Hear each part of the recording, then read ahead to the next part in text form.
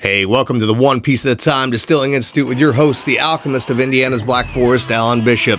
Hey, this channel is all about home distilling and legal distilling. If you've got questions, reach out to us in the comments below, social media, or via bishopshomegrown@gmail.com. And don't forget to check out thealchemistcabinet.com. And yet another talking head video answering your emails. So, as in the previous videos, I'm out of printer ink, so I am reading off the computer. And as always, reach out to me, bishopshomegrown@gmail.com, social media, thealchemistcabinet.com. Leave your YouTube comments below, and I will get to you as soon as I can. If I don't, just ping me and remind me, and I'll try to get to it. So, today, a question from Joshua Ice. Dear Alan, I have some questions about heirloom corn. I've been home distilling for about a year now, so my question is about your Amanda Palmer corn. I've been thinking of getting a bag and doing some experiments with it. What other grains go good with it? How would you run it? I have a keg still that I can run straight into my worm or add a thumper. Should I double distill it without a thumper? I'm also very interested in how you ended up with that strain. So what's the story behind it? How did it come about? How did you decide to call it Amanda Palmer? I thought about trying to crossbreed some corn myself. Is there any good videos on this? I haven't found many. Anyways, I love your content. Please never stop making videos. P.S. I thought this might make some good content for your channel. I'm sure there are others that have thought these same things. Well, Joshua, I appreciate it. And those are great questions. So, as far as Amanda Palmer and what to do with it, what other grains to put with it, etc., or what I would do with it, let me first say that, I haven't had much experience with the strains of it that are out there now that are not my strain. And I say that because I sent out several strains very early on that ended up in multiple different places. Like I know Iron Root Republic has one, and I know they use it for flavoring grain there. But I don't know how different their strain is from mine now, because this was a very genetically diverse corn, and I'll get into that momentarily. I know that Robert McDonald has a strain, but I know that his strain differs pretty wildly from what I started with. And so I don't know, if that's selection criteria, or he's getting some cross-pollination here and there, or whatever, or how that's affecting the flavor and what I was going for when I bred that corn.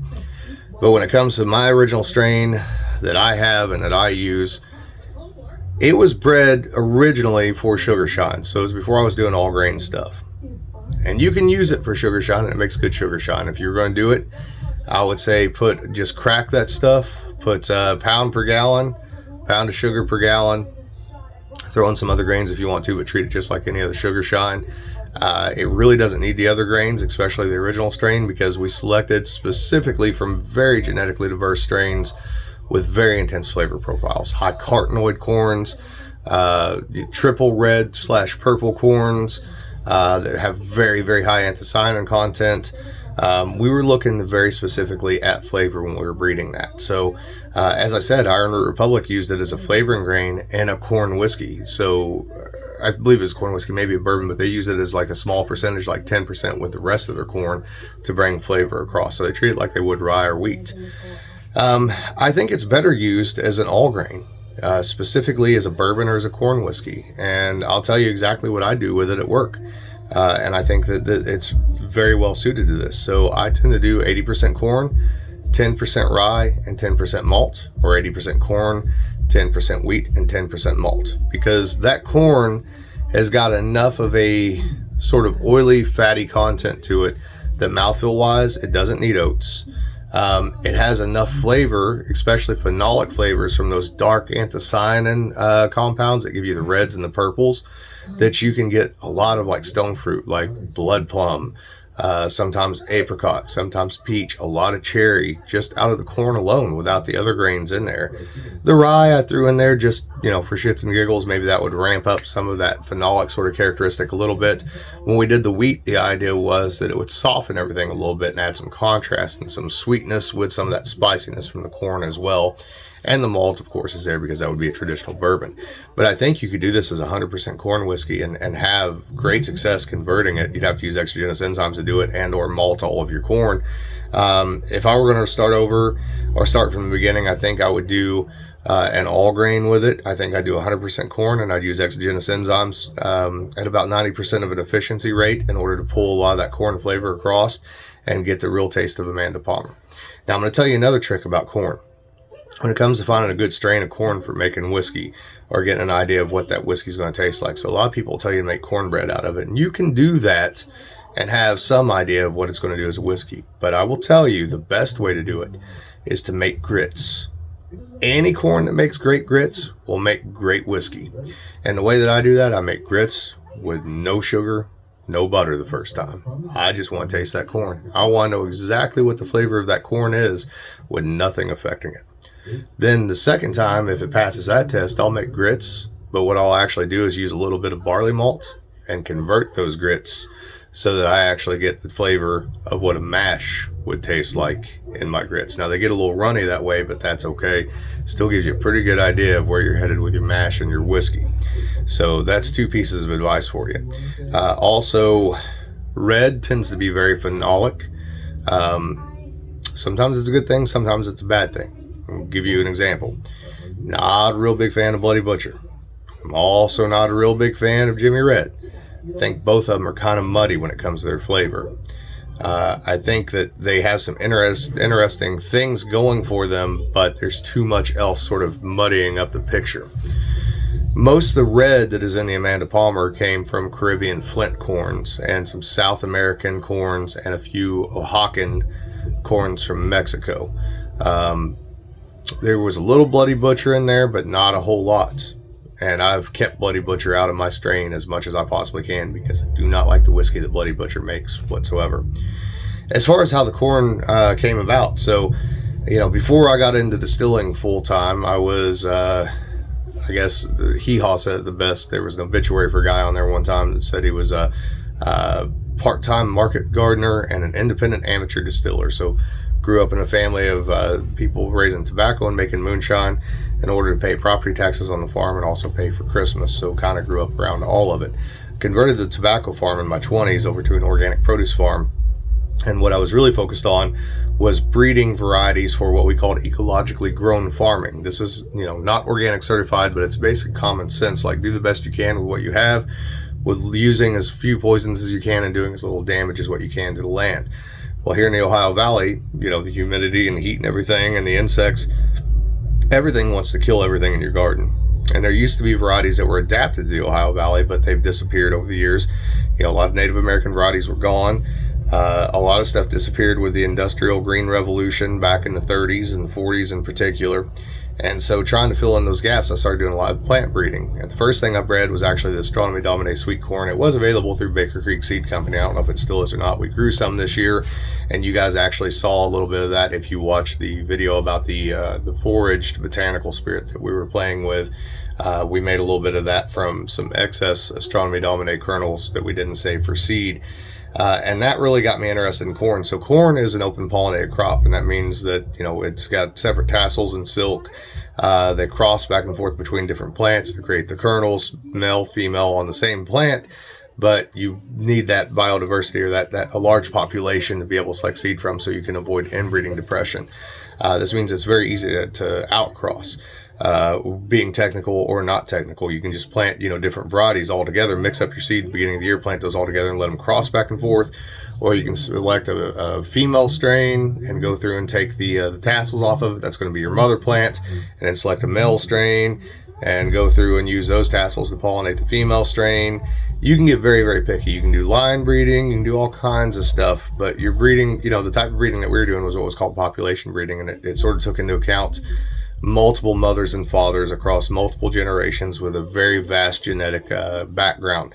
Basically, every time a diaspora of corn left Oaxaca, Mexico, we tried to track down some representation of that would actually grow well and hit a days to maturity that fit our southern Indiana climate, and use that to fold into the genetic diversity of Amanda Palmer. It really started with a corn called University of Kentucky Tuxpanio. One of the old Kentucky corn doctors reached out to me when I was doing my breeding. He was long retired and had worked on this back in the 50s, and Tuxpanio was a Caribbean flint that he sent to me. I grew that one year, it grew great, and then I started thinking about crossing that, and so then I started collecting all these seeds from everywhere I could. I had access to the German seed bank at Gatorsleben. I had access to the USDA seed bank. I had seed trades all over the place, etc. And what we did is we did a few controlled crosses here and there for a few years with different things, and then we started doing landrace breeding. And what landrace breeding is we took all those various different seeds that fit our criteria, we mixed them together, and we started growing them out.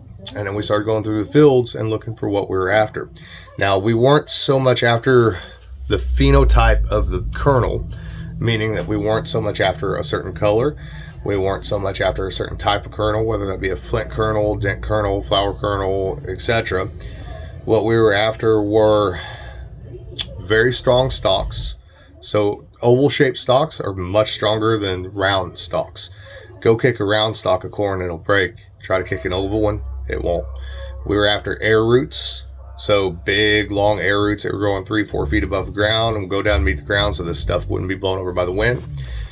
We also wanted strong stalks that wouldn't break when raccoons started to climb up them, because what raccoons will do is they'll go in, they'll climb up one stalk, they'll get near corn, then they'll climb on up to the top of that stalk and try to get it to fall over onto more corn. They're lazy. They're lazy animals, just like humans are lazy. And so it's easier for them to take down corn by riding corn down than it is, to go through on each individual stalk and try to climb up and get it. We also wanted to set ears above the height of a deer running through a field, so deer don't tend to take a whole lot of time in cornfields. They kind of run through and they grab what they want, but it's convenience for them. So if you make it inconvenient, they're less likely to get it. We wanted plants that tasseled and silked on the same day, because tasseling and silking on the same day means pollination happens faster. And if pollination happens faster, then the seeds are setting on the cob before drought comes in the fall. And we do have a long history of drought here in southern Indiana in the fall of the year, and sometimes very extreme weather that keeps corn from pollinating great. So that was another thing that we were looking for. Initially, I wasn't necessarily selecting for distillation characteristics. I was selecting for good taste and good flavor and good nutrition, because I was raising heritage turkeys, about 150 or so a year, that we were butchering and selling.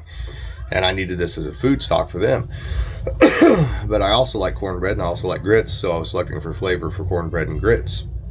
Now, a year or two after I really got the project going, maybe a little longer than that, maybe 3 years or so, I got a little more heavily involved in the art of distillation. And then I started looking at how amino acids transfer over as aromatic precursors in pot still distillation. That's when I started really studying. I'd already been interested in those amino acids and specifically their healing properties. That's when we really started studying that as far as flavor goes when you're distilling whiskey. As far as the name Amanda Palmer, it is named after lead singer of the Dresden Dolls, so I tend to name things after people, places, or things that have inspired me. And at that time in my life, I was listening to a lot of the Dresden Dolls. I know that seems off character for a guy like me, but I like what I like, and the Dresden Dolls are one of those bands that I absolutely love. So we named it after Amanda Palmer of the Dresden Dolls. So anyways, as far as, are there any good videos on this? So there's a guy that sort of, I wouldn't say he stepped into my place as far as landrace plant breeding. I think that was a concept in the in the time period when I was working on it that was pretty new and pretty unique to what I was doing. I'm making these various seed blends and grexes, letting them cross back and forth and saving. And it wasn't just with corn, it was with all kinds of crops. We ran a seed company for a while. But the guy that kind of stepped into that is a guy named Joseph Lofthouse. There's an episode of Distiller's Talk you can listen to with Joseph on it. And I know Joseph's got some videos on YouTube or places, and people have interviewed him over time. He would be a good one to listen to, talk to, watch, etc. Otherwise, nowadays plant breeding is pretty common amongst home gardeners. I'd say a lot of your gardening forums have probably got some information on landrace plant breeding out there. So the info is out there if you look for it. Another guy to look into, Alan Mushroom Capular. Monk Bergen's another one. Dave Christensen. If you guys are familiar with Painted Mountain Corn, Dave's the one that bred that. The info's out there. You just got to dig for it. Plant geeks are out there for sure, and they are happy to talk to you about what they do, why they do it, how they do it, and how you can do it yourself as well. Amanda Palmer is so genetically diverse because there were over 150 different parent corns that went into that. Legitimately over 150 different parent corns. Very genetically diverse parent corns.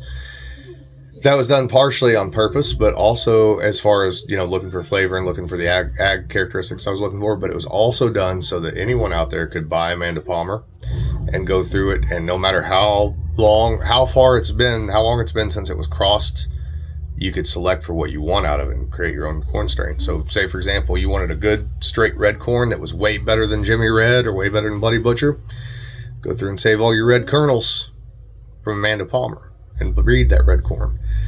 Start looking for corn kernels that are red on plants that are red or purple with a red or purple cob. Keep selecting that, select that triple recessive, and you'll end up with purple corn over time, very intensely purple corn. You want a good white corn. There's already some great ones out there. Boone County White comes to mind in particular. Hickory King comes to mind, but you can breed one out of Amanda Palmer.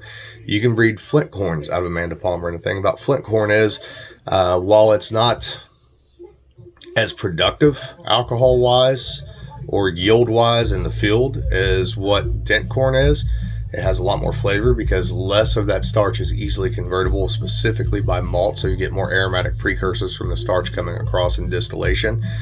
Flint corn is my favorite type of corn to distill. You get the most intense flavors out of that. So there's plenty of genetic diversity there in Amanda Palmer. If you want to breed your own variety from that, have at it, man. It'd be great. I'll also tell you, if you search hard enough and you grow enough Amanda Palmer, you'll find some sweet corn kernels in there. Save those out. You get enough of them, you'll be able to breed a sweet corn version of Amanda Palmer that you might be able to make some liquor out of too. So, all right, guys, send me your questions. Love y'all. Later.